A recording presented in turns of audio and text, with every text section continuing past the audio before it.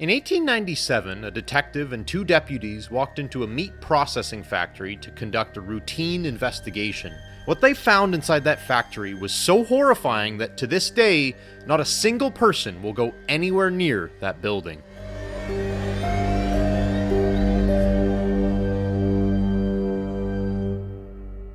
On December 27, 1845, a boy named Adolph Luetgert was born in the German town of Gütersloh. He had a twin brother and 13 other siblings. Luetgert actually received a decent education, but as was common in Europe at that time, he left school around age 14. With his parents no longer able to support him, Luetgert took a job as an apprentice at a local tannery. A tannery is a factory where animal skins are processed in order to make leather.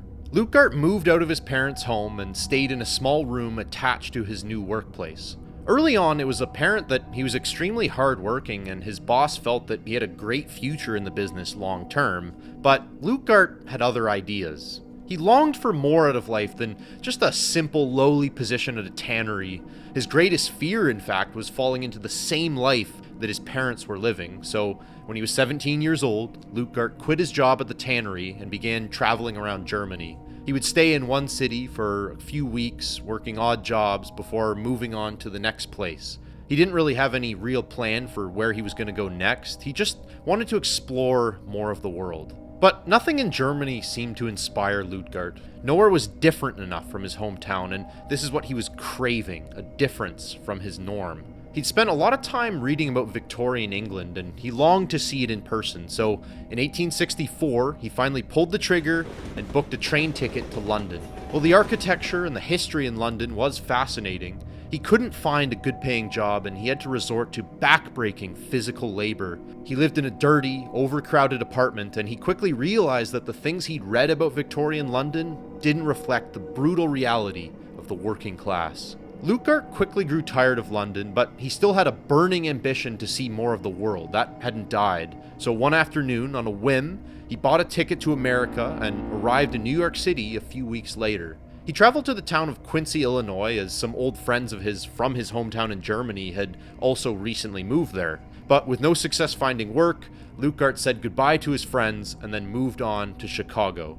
He quickly found a job there at a tannery. He'd finally found a skilled position and he was making a steady income, but in spite of this, he questioned what he'd achieved in life. There he was, 20 years old in a foreign country, homesick to death and doing the same boring job he'd been doing 6 years earlier in Germany. The only difference was the city that he was living in. But Luetgert kept striving for more in life. He stayed in the tanning business for several more years, switched employers a couple times in order to make more money, and then in 1872 he met a woman named Caroline, and a few months later, the two were married. Caroline was a perfect fit for him. She too had a German background and longed for a better life. At the urging of his wife, Luetgert quit his tanning job the same year that they were married and started a liquor store with $4,000 that he'd saved up over the previous 10 years. He quickly proved to have a great entrepreneurial sense. Within a year, the liquor store was a resounding success, and Luetgert had tripled his income compared to what he'd made at the tannery. In 1875, his wife gave birth to a son, and a year later, a daughter. But very tragically, 1 year after that, both his wife and son died of scarlet fever. Luetgert was now a single father with one young child, but a man of his social standing and growing wealth didn't stay single for long. Just 2 months after the death of Caroline, he met a pretty and petite woman named Louisa Becknies. Louisa was also a German immigrant and 10 years younger than Luetgert. On their wedding day, Louisa was delighted to receive a golden ring engraved with the initials LL. Luetgert and Louisa enjoyed some wonderful years early in their marriage. The two worked as a team to grow the liquor store, and even as their income increased, they stayed in a small one-bedroom apartment in order to save more money.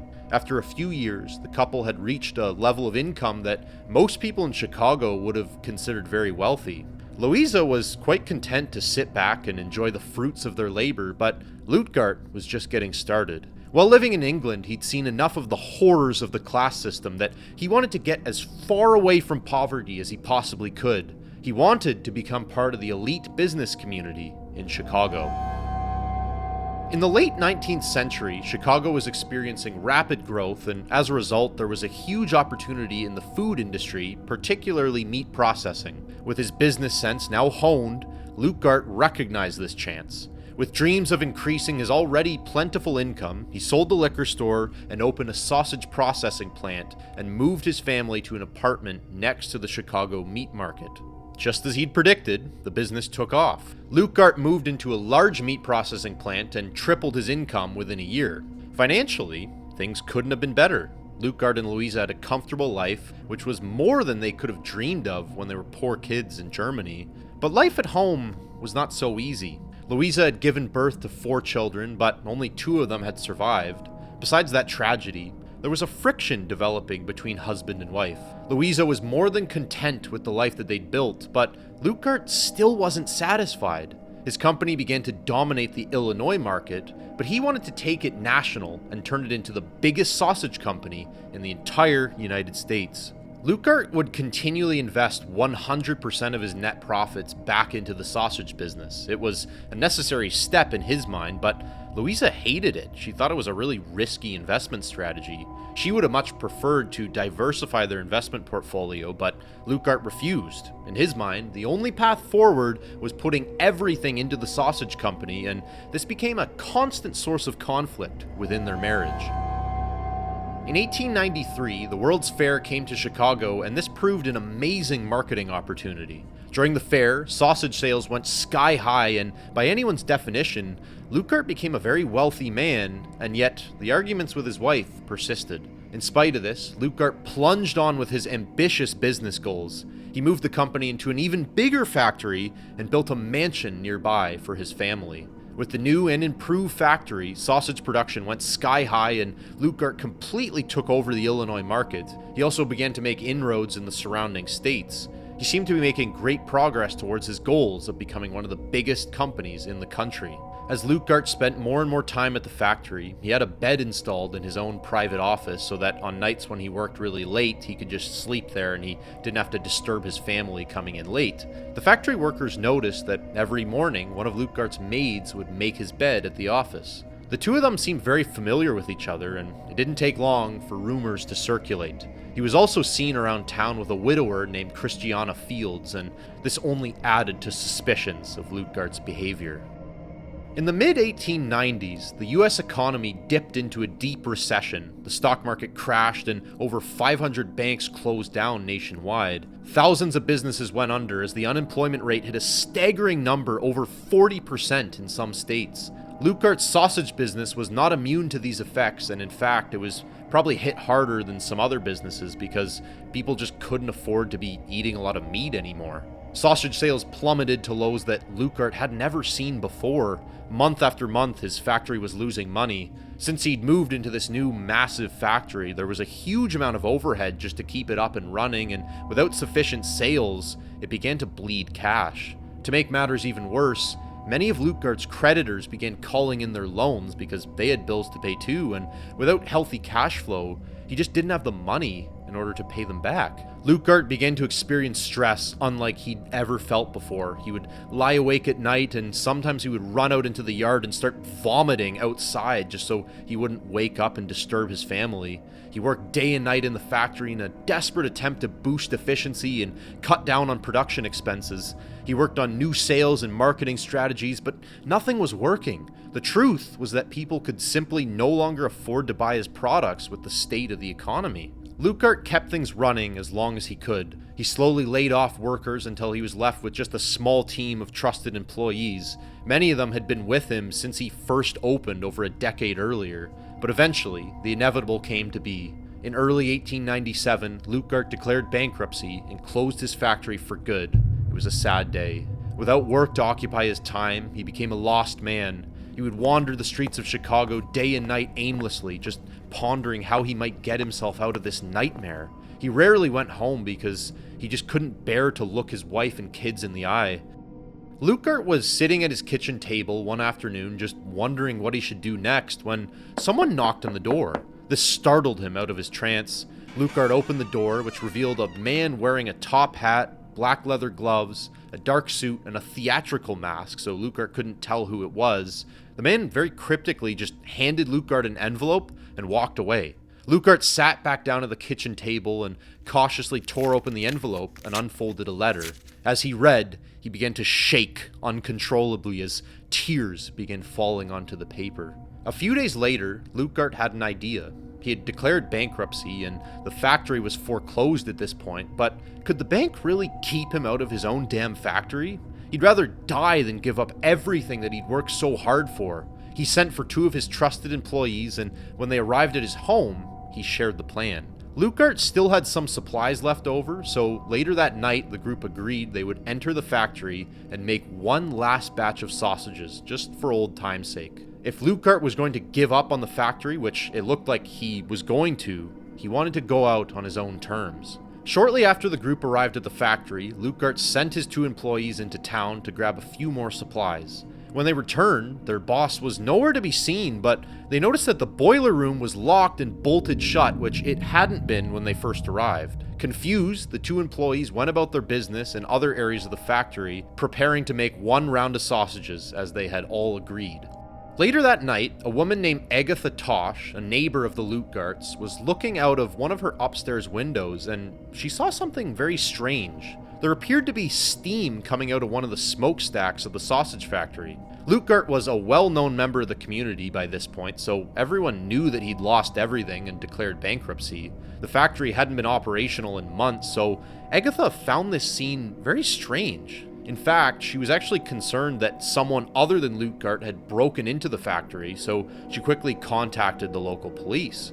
A police constable named Herman Schuttler was dispatched the next day to inspect the factory, and he brought along a few deputies just to be safe. Since there was a report that steam had been coming from the smokestacks, he expected to find someone inside, and he was very surprised to see the factory empty when he arrived. But he did notice a very unpleasant smell that permeated the space, but he couldn't determine where or what it was coming from. After snooping around for a few minutes, the 3 officers found their way to the door leading into the boiler room. It was no longer locked and bolted as Luetgert's employees had found it the previous day. They cautiously pushed that door open and realized in an instant that the smell was coming from the boiler room. There was nobody else in the room, but they noticed in one corner there was a flow of steam radiating off a large cast iron vat in one corner. The 3 slowly walked over to the vat and peered inside. They found it full of a bubbling brown liquid, and they picked up the vat and dumped out the liquid into a nearby floor drain.